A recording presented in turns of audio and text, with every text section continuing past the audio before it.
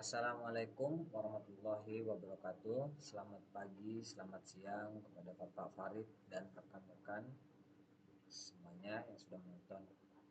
Saya Musa dengan NP Mahir 026. Pada kesempatan kali ini saya akan mempresentasikan hasil review artikel ilmiah saya untuk mata kuliah studi kelayakan pariwisata yang berjudul Systematic Literature Review on Method of Assessing Crying Capacity in Reaction Tourism Destination. Nah, di sini kita akan membahas dari identitas artikelnya dulu. Jadi, artikel yang saya review ini diterbitkan oleh jurnal Sustainability pada tahun 2023 yang penulisnya adalah Mariusz Milewski dan para timnya. Jadi, artikel ini sangat relevan karena memberikan gambaran komparatif mengenai metode penelitian daya dukung destinasi wisata melalui tinjauan literatur sistematis. Nah, mengapa penelitian ini penting untuk dibahas? Intinya adalah tentang carrying capacity atau daya dukung wisata. Daya dukung ini adalah batas maksimal sebuah destinasi menerima wisatawan tanpa merusak lingkungan sosial maupun kualitas wisatawannya. Saat ini, fenomena overtourism menjadi ancaman nyata. Oleh karena itu, penelitian ini meninjau perkembangan metode penelitian daya dukung yang digunakan selama 20 tahun terakhir untuk menemukan solusi yang paling akurat. Dan tujuan penelitian ini atau tujuan utama dari penelitian ini ada tiga. Yang pertama adalah mengidentifikasi metode penelitian yang digunakan secara internasional. Yang kedua, menganalisis tren dan penelitiannya. Dan yang ketiga, menjelaskan arahan teknologi serta penelitian di masa depan terkait daya dukung. Nah, untuk metode penelitian ini, metode yang digunakan adalah systematic literature review atau bisa disebut SLR atau SLR. Penelitian menyaring berbagai artikel dari database bereputasi seperti Scopus dan Web of Science dengan kata kunci spesifik terkait daya dukung untuk memastikan data yang diambil secara valid dan tentunya objektif.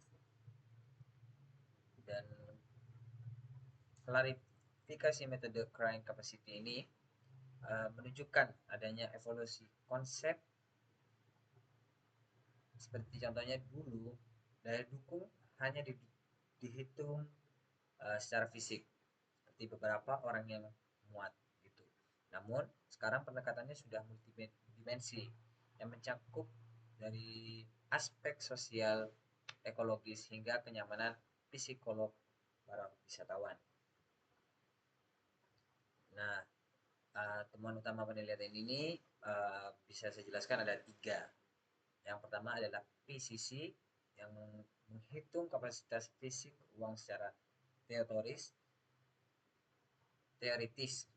Dan yang kedua, RCC memperhitungkan faktor koreksi seperti cuaca atau karakteristik lingkungan. Dan yang ketiga, ACC kapasitas efektif yang juga mempertimbangkan kemampuan manajemen atau pengelola dalam menangani wisatawan.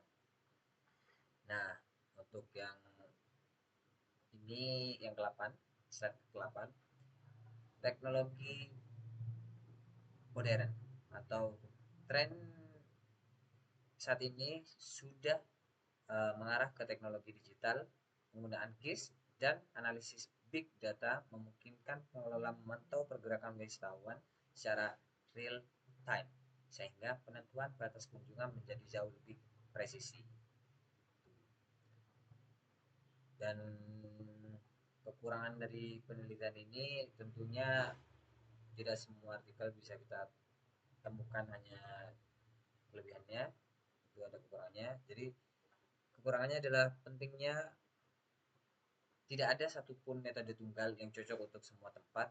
Setiap destinasi memiliki karakteristik berbeda sehingga metode yang dipilih harus fleksibel dan sesuai dengan kebutuhan lokal atau lokasi. Nah, untuk kelebihannya dari artikel yang saya baca ini, Pembahasannya yang sangat luas dan memberikan panduan praktis bagi pengelola wisatawan, para pengelola wisata, bukan wisatawan, untuk menghadapi masalah ledakan pengunjung atau bisa kita sebut over tourism.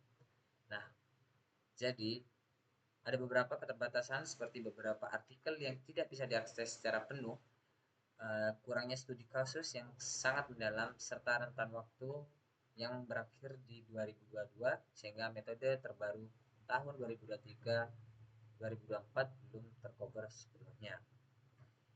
Insight dan rekomendasi rekomendasi dari saya khusus untuk pariwisata Indonesia adalah mulai menerapkan metode integratif yang menggabungkan aspek fisik dan sosial. Kita juga bisa mengembangkan model berbasis GIS untuk desa wisata atau taman nasional kita agar tetap berkelanjutan. Nah, untuk kesimpulan dan sebagai penutup saya berpresentasi, yaitu crying capacity adalah kunci keberlanjutan destinasi wisata. Jadi penilaian modern harus memasukkan faktor ekologis dan manajerial.